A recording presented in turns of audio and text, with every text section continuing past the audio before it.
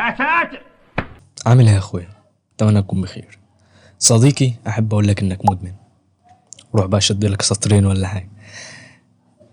تخيل على المدمن فعلا وسمع الكلام ده. المهم، انت فعلا مدمن يا صديقي ومتساق، يعني لا مؤاخذه يا اخويا، مش راضي اقول لك، يعني كده بقالي كتير قالوا لي ما تقولش، بس جاي النهارده اقول لك انك مدمن على الموبايلات. صلاتك لك يا صديقي المدمن، فجيت لك بالحل. جرامين هيروين زي الفل. المهم، ايه الحل بقى؟ معانا كتاب كيف تقطع علاقتك بهاتفك لكاثرين برايس. عامل ايه يا صديقي المدمن؟ حاسك عايز تروح تشوف الفيس او حاجه، لكن لو خرجت ازعلك، خليك في الفيديو. المهم، قبل ما اقولك ازاي تتخلص من الادمان ده، مش يمكن يا جدع الادمان ده مفيد، خلينا نتواصل اكتر يا جدع، خلينا كده كده كده يعني. فشكلك يا خربوش يا صارمة انت جاي تهري في المهري، فخلينا بقى ايه نقول اضرها الاول. اصلا انا قعدت اهري في المهري فعلا. انا قعدت اهري مهري انا قعدت انا قعدت اهري في انا قعدت اهري في المهري فعلا عشان بس الاقي مدخل عشان اقول لك اضرارها. المهم، واحد، ادمان الدوبامين. صديقي المدمن، احب اقول لك انك مدمن على الدوبامين. تقول لي ايه ده؟ فين الادمان بتاع زمان ايام الحشيش والسجاير الجمال ولا حتى شم البطاط؟ فاحب اقول لك ان ادمان الدوبامين اخطر من كل دول، او مش اخطر، عادي، انا حبيت بس اتكلم عن الموضوع. ماشي الحلقه معايا يا اسطى. فالسؤال الاول، مدمن وعرفناها، ايه دوبامين ده؟ اقول لك يا صديقي، الدوبامين هو لب الحياه، مش السوداني لا. واد حدوته. المهم ان الدوبامين ده اساس الحياه، هو اللي بيعلمنا. مثال عشان احسك مش فاهم، مثلا كلت اكله كلها زيوت، هوب الدوبامين في العالي.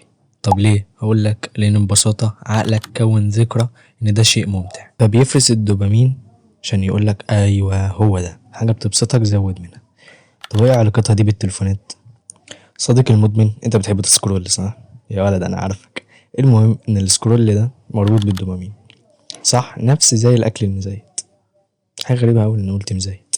المهم ان انت ببساطه رابط السكرول بالدوبامين، وانت بتسكرول تشوف حاجات تبسطك، فانت رابط المكافأة بالسكرول، فهوب يحصل ايه لو التليفون مش موجود وانت عقلك عارف ان ده شيء بيبسطك؟ يحصل هلع. واظن يا صديقي انا وانت حصلت لنا لما منلاقيش الموبايل لما نصحى، او افتكرنا الموبايل ونيجي نمسكه منلاقيهوش، بجد بيحصل هلع، انت بتقلب البيت عليه.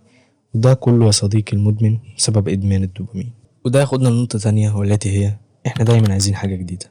انت دايما عايز تمسك الموبايل وتشوف ها ايه اللي حصل، مين شير، مين عامل لي لايك. بس انت عارف يا صديقي المدمن، الشيء المبهر فعلا ان السوشيال غير متوقعة. يعني ايه؟ هقول لك يا اخويا، انت يمكن فاكر ان افضل طريقة عشان يخلونا نستخدم السوشيال اكتر ان في دايما شيء حلو هتشوفه، لكن احب اقولك بالعكس يا اسطى، اللي بيخلينا مهووسين بالشيء ده هي القدرة على عدم التنبؤ. انت عارف ان انت هتشوف حاجة هتعجبك، لكن امتى وفين وازاي الله اعلم. هتفضل تسكرول لحد ما تلاقي الحاجة اللي بتعجبك، هوب الدوبامين اللي لسه متكلمين عليه، تفضل تسكرول لحد ما تلاقي التاني اللي يعجبك بين وسط حاجات كتيرة ما عجبتكش. عارف ده شبه ايه؟ مكان الحظ اللي بيبقى في وسط الامور. انت المعظم بتخسر، لكن في وقت كده يكسبك، هوب دوبامين، خليك تلعب تاني، تخسر بس في وقت غير متوقع تكسب، هوب دوبامين، ترجع تلعب تاني، وهكذا يا صديقي. اتنين، نقص الانتباه. عزيزي المدمن، عزيزي المستمع، الإنسان في الأصل مخلوق مش مركز، مخلوق مشتت، لأن ببساطة جدك كان في الغابة بيقول هونجا بونجا، فلازم ببساطة يركز في كل حاجة في كل مشتت. فيمكن في أسد يعضه من حلمة بزه، فعقلك دايما بيمد بمعلومات جديدة. فتقول لي طب اهو يا عم أنا مولود كده، يبقى السوشيال مش السبب. أقولك تعالى أشرح. 1000% احنا عندنا فائض من المعلومات بشكل رهيب. لا مثال معلومات، هل تعلم ان الزرافة بالزين مش ببز واحد؟ هل تعلم ان البطريق طائر؟ وهكذا. فده لو ما تعرفش بيعمل لك ارهاق في القشرة الامامية من مخك، اللي هي اورتك، يعني شوف ورا اورتك ايه، دي القشرة الامامية. وساعتها بقى ايه؟ بتبقى شبه الجاموس على العشر، عمال تسكرول وانت مش مركز في حاجة. فعقلك يفهم ان دي يمكن مهارة عايز تكتسبها، المخ مع انه مصدر الذكاء تحسه غبي فشخ. المهم، فمع استمرارك في السكرول عزيزي المدمن، عقلك بيتعود على عدم الانتباه للشيء. تيجي تذاكر 10 دقايق تمسك الموبايل، تيجي تعمل اي حاجة دقيقتين وتسيبها تمسك الموبايل. ففي الكثير والكثير من اضرار الموبايلات، لكن انا شخص مشغول الحقيقة، فممكن ارصصهم لك اختصارا كده: ضعف الذاكرة، ضعف جنسي. المهم، أرق وقت النوم وقلة إبداع. المهم فبس كده. طب ايه، طب يا عزيزي المدمن نفقد الأمل ولا ايه؟ مفيش حل كده؟ هقول لك امال انا بهرف ايه يا اسطى. استنى عزيزي المدمن.